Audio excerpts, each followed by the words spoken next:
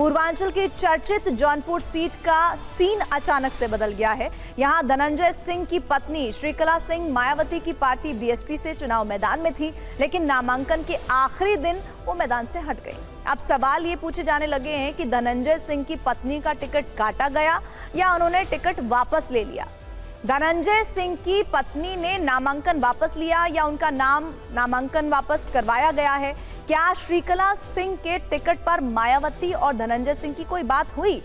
इन सब सवालों के जवाब हमारे रोविंग एडिटर पंकज झा की इनसाइड रिपोर्ट में देखिए।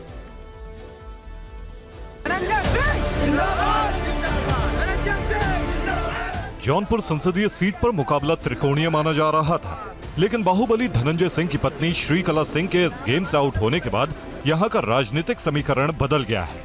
श्रीकला सिंह ने पिछले हफ्ते उसी दिन पर्चा भी भर दिया था जिस दिन बरेली जेल से उनके पति धनंजय सिंह रिहा हुए। टीवी 9 भारतवर्ष ने जब धनंजय सिंह से टिकट पर बात की तो उन्होंने कहा कि उनकी पत्नी के साथ धोखा हुआ। आखिरी वक्त में उनका टिकट काट दिया गया। हालांकि बीएसपी कह रही है कि धनंजय सिंह ने खुद अपनी पत्नी का टिकट वापस लिया। धोखा किसने दिया? आप ये कह रहे हैं कि बहुजन समाज पार्टी ने धोखा दिया और वो ये कह रहे हैं कि आपने धोखा दिया। धोखा किसने दिया? देखिए, हम मैं बहुजन समाज पार्टी से कई बार धोखा खाया हूँ, फिर धोखा खाया हूँ। इस बार मैं क्या, मेरी पत्नी धोखा खाए। मैं उनसे कह रहा था कि कुछ ना कुछ लोचा हो जाएगा, आप ध्यान रखिएगा। तो टिकट काटा गया है आपका? बिल्कुल टिकट काटा गया है, बिल्कुल टिकट काटा गया है। झूठ बोल रहे हैं जो खरवार जी बोल रहे हैं। हमारी उससे किसी प्रकार कोई वार्ता नहीं हुई। अरे टिकट आपने कैंडिडेट को ले जाके दिला था, हम तो गए नहीं थे मिलने। हमने तो आपसे आग्रह नहीं किया था, आपने बुला के उनको लिया। मैं तो उस समय जेल में था। देखिए, प्रत्याशी मजबूरी में बदला गया और जब श्री धनंजय सिंह ने अपना पर्चा वापस लेने की बात कही, कहा कि हम चुनाव से बाहर चले जाएंगे, हम चुनाव नहीं लड़ेंगे। टीवी 9 पर धनंजय सिंह ने दावा किया कि उनकी पत्नी ने टिकट नहीं मांगा था, बीएसपी ने ही उनको अप्रोच किया। ना मेरी आपसे मिलने आए थे मुझसे, ना आपसे मुझे फोन पे वार्ता थी, तो फिर टिकट तो आपने दिया लिया ना। वो आपके पास तो गई नहीं थी। वो जिला पंचायत अध्यक्ष है यहाँ पे इस जिले में, वो सम्मानित एक पद है उनका। आप उनके पास खुद गए थे आप लोग, कोई कैंडिडेट नहीं मिल रहा था आपके पास, तो अब किन परिस्थितियों में आपने दिया वो आप जाने। जब श्री कला जी हमारी प्रत्याशी बन गई, उन्होंने बहुत रिक्वेस्ट किया, माननीय बहन जी से रिक्वेस्ट किया, हम लोगों से रिक्वेस्ट किया कि हमको प्रत्याशी बनाइए, तो उनको प्रत्याशी बना दिया गया था। सवाल ये भी था कि क्या धनंजय सिंह ने किसी दबाव में पत्नी का टिकट लौटाया? हमने जब उनसे ये सवाल किया तो सुनिए उन्होंने क्या कहा। आप किसी दबाव में थे? कुछ कहा गया, ऊपर से दबाव बनाया गया इसलिए आपने असमर्थता जता दी? किसी तरह की कोई प्रेशर पॉलिटिक्स है जौनपुर में? धनंजय सिंह किसी के दबाव में आने वाले हैं क्या? मैं कभी किसी के दबाव में नहीं आया। व्यवहार एक अलग बात हो सकती है, आप हमें व्यवहार में जीत सकते हैं, दबाव में हम लोग कभी किसी से नहीं डरे। कहा जा रहा है कि धनंजय सिंह से बीजेपी के किसी ताकतवर नेता ने फोन पर बात की। हालांकि उन्होंने हमें बताया कि ऐसी कोई वार्ता नहीं हुई, लेकिन ऐसी चर्चा है कि इसी हफ्ते उनकी बीजेपी के किसी बड़े नेता से मुलाकात होने वाली। वैसे धनंजय की पत्नी के चुनावी मैदान में न होने का सीधा फायदा बीजेपी को हो सकता है। बीजेपी ने जौनपुर से कृपाशंकर सिंह पर दांव लगाया है।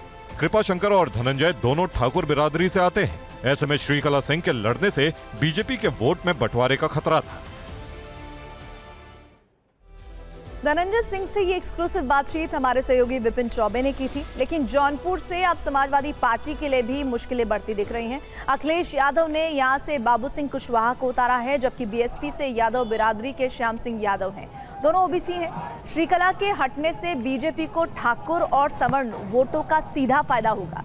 अगर जौनपुर का जाति गणित देखें तो यहाँ कुल वोटर 19 लाख से ज्यादा है। इनमें ब्राह्मण वोटरों की संख्या ज्यादा है। 2019 में करीब 2,43,000 ब्राह्मण वोटर थे। 2,32,000 के साथ दूसरे नंबर पर अनुसूचित जातियों के वोटर हैं। मुस्लिम वोटरों की संख्या करीब 2.25 लाख, जबकि 2 लाख राजपूत वोटर करीब यहां पर बताए जाते हैं। माना जाता है कि धनंजय सिंह की पकड़ राजपूत वोटरों के साथ मुस्लिमों और दूसरी बिरादरी में भी है।